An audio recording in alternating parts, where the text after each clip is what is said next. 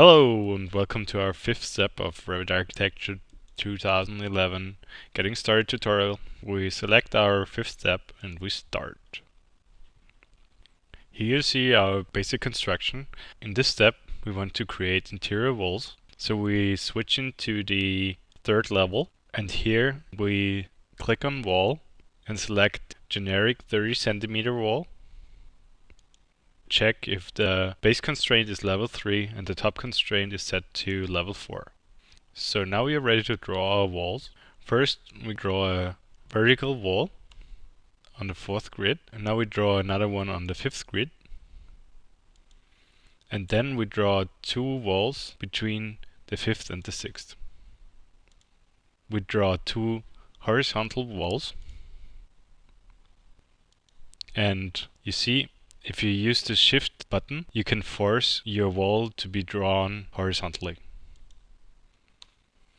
Now we'd like to show you some trim and extend tools. So we switch into the Modify tab and select Trim Extend to Corner.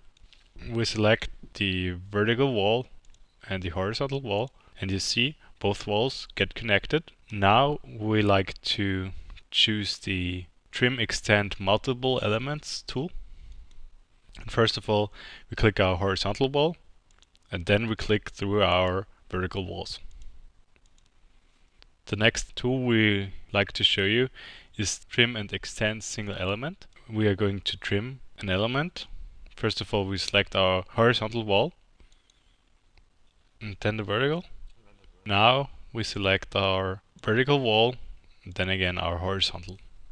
So if we're done with that, we want to set dimensions between the interior walls. We select Annotate and Align Dimensions, and we set the distance between these three walls.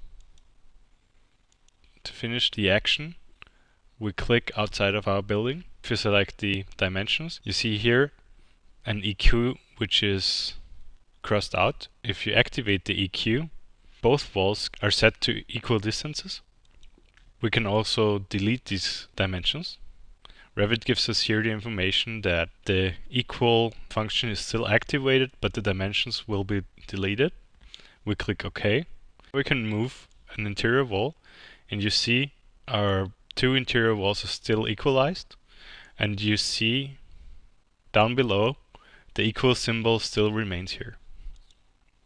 Now we want to create a kitchen. We select wall, and we use our rectangle tool to create our kitchen.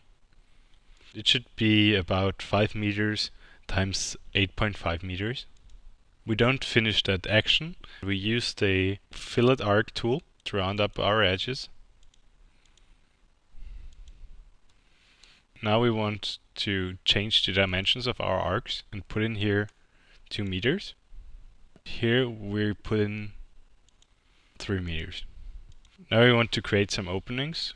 We select a wall, pull one of the blue points to the left side. You can also set the temporary dimensions to 2 meters. We move the other wall too and put in here a distance of 2 meters. So now we are almost finished. We just want to add some doors. We select doors.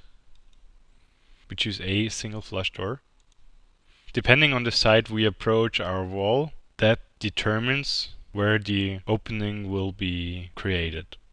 You can also change the opening by clicking the space button. Now we can place several doors.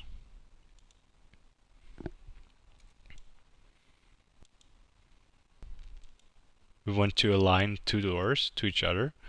We use the Align tool, which is in the Modify tab. Click Align and select the middle axis of our door and the middle axis of the other door and lock them together. Now we can move a single door, and the other door will be moved automatically too. Now we want to change the type of our door. We select the door and select here double flush. And here we'll show you what's the difference between instance and type parameters. We select our double flush door, and here you got blue triangles which you can move.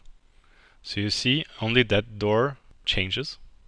And if we select the single flush door and click the edit type button, we can change here the dimensions to 0.8 meters. And you see all doors which have the same type are changed in size. So that's it for our 5th step, and we'll be back for the 6th.